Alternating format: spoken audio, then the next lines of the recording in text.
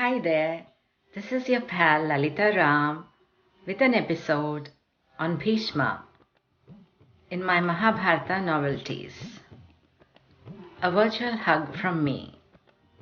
I hope you're reading, writing, painting, cooking your favorite recipe, or whatever you enjoy doing.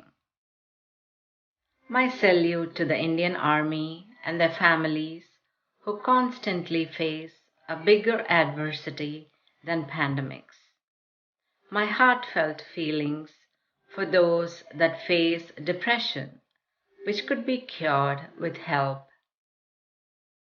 One has to develop the mindset to face the avalanches fate throws at you or at me, and help those that are not stable. Each person must think of their loved ones before taking decisions that affect their lives and their families. And who in Mahabharata is a more potent symbol of mental strength than Bhishma? Today, I take the pleasure of introducing J. Sharabu, who is playing the role of a young Deva Vratha.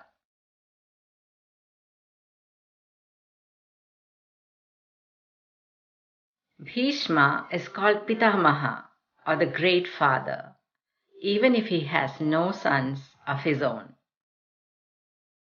I hope this theme is in line with your sentiments as we just celebrated Father's Day. Lord Brahma is in one of his sublime conferences with all the gods present. The shining river goddess Ganga is in attendance, and a great king that performed many yagas or disciplined prayer ceremonies, Mahabhisha, glances at her in desire, noticing her beautiful structure amidst Brahmasabha. Lord Brahma immediately curses him to be born on this earth. He is born as King Shantanu, the son of King Pratigya of Hastinapur. Ganga is attracted to Mahabhisha in the Brahmasabha, and the love he showers in his mere glances, and follows him to Hastinapur to fulfill her love. The Ashtavasus, or the 8 Vasus, are cursed by sage Vasishta once to be born on this Bhumi or Bhulokam for stealing his cow Nandini. Now, the 8 Vasus are elemental gods and attendant deities of Indra and Lord Vishnu. They are 8 among the 33 Vedic gods, or Trayas Trimsat. Ganga agrees to bear them as her children and return them to Indralok immediately by throwing them into her own waters, except for the last 8th Vasu Prabhasa, who must stay on this earth to fulfill a long range of responsibilities. As an aside, isn't it a gift to be born on this earth? And the gift becomes tenfold with giving. Prabhasa, the 8th Vasu, is born as Deva Vratha to Ganga in human form and to King Shantanu. Their intense love and attraction for each other lasts till his birth. Ganga returns to her divine self as Shantanu breaks his vow to question her acts of throwing her initial 7 sons into the river waters immediately after their birth. The 8th son Deva Vratha stays in Bhulokam, while the other 7 Vasus return to Vishnulokam. Ganga brings up her son, showering him with love and a fantastic education. Here is Deva Vratha to relate his story in his young days. I am Deva Vratha, son of the mighty king Shantanu and the holy and willful river goddess Ganga. My mother was born when Lord Vishnu as Vamana pierced a hole in the universe with his toe and divine holy waters spilled from the sky.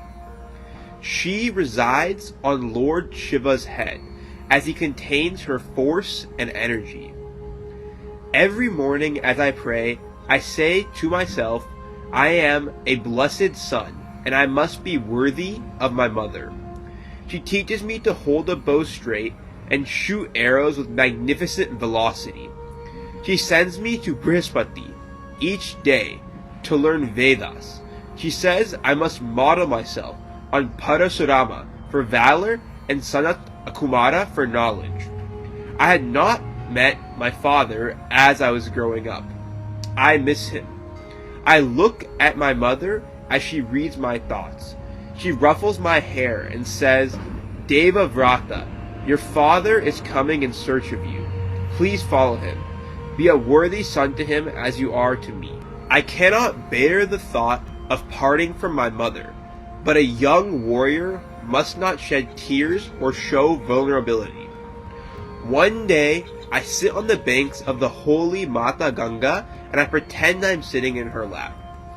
I build a bridge across her with my bejeweled arrows adorning her hair. A resplendent king that looks like me walks up to me and draws me into an embrace.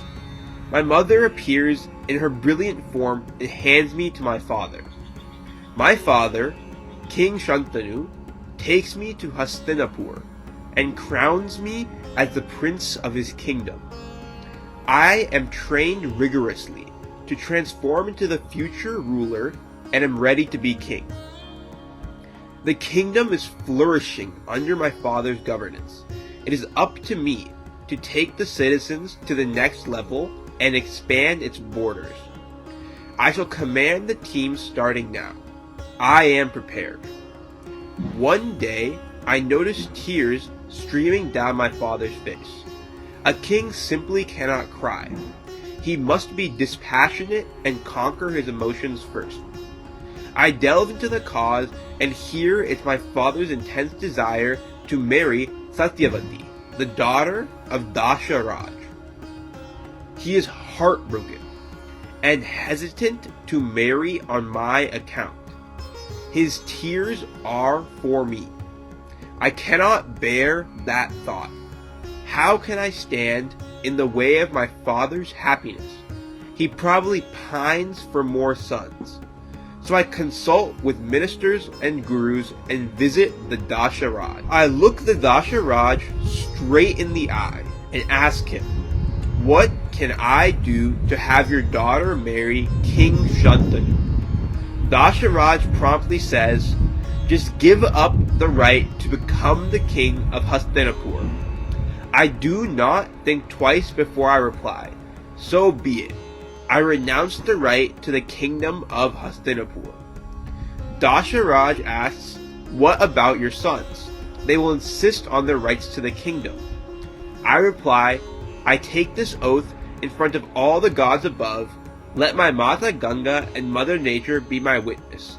I renounce marriage from this moment on, and remain a brahmachari, protecting Hastinapur and the children of Satyavati. Dasaraju smiles and gives his consent to the marriage, and I return to Hastinapur to impart the good tidings to my beloved father.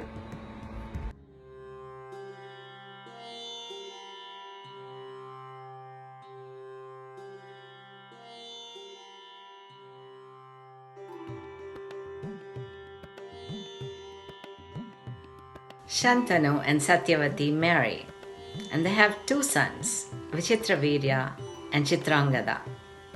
After Chitrangada, Bhishma makes Vichitravirya the king of Hastinapur. Though symbolically he himself is the king after King Shantanu, he shapes the life of his half-brother Vichitravirya, and later Dhritarashtra, King Pandu, the Pandavas, and the Kauravas. He abducts Kashi Emperor's daughters Amba, Ambalika, Ambika, so his brother Vichitravirya could marry them. Amba refuses the marriage and tries to marry King Salva, to whom she has fallen in love with. King Salva rejects her, and Amba has no one to turn to. In her extreme disappointment, she prays to Lord Shiva and acquires a boon from him that she shall be reborn as Sikhandi in her next birth and conquer Bhishma, who had dismantled her life. Dhritarashtra reaches the great Bhishma for political and philosophical advice frequently, while the Dushta Chatushtayam, Duryodhana, Dusasana, Karna, and Sakuni do not recognize or respect his greatness. This is the tragedy of Mahabharata, that the guidance of a man whom even Lord Krishna revered was unheeded. There are a multitude of shades in each character in Mahabharata, and the characters, endowed with different strengths and weaknesses, experience conflict and joy, and Bhishma is no exception. Yet any joy he experiences is only through giving and mentoring. He is the emperor of knowledge, kindness, sacrifice, and is the greatest warrior of Mahabharata. He is the Mahabharatha, who could be immortal till he desires.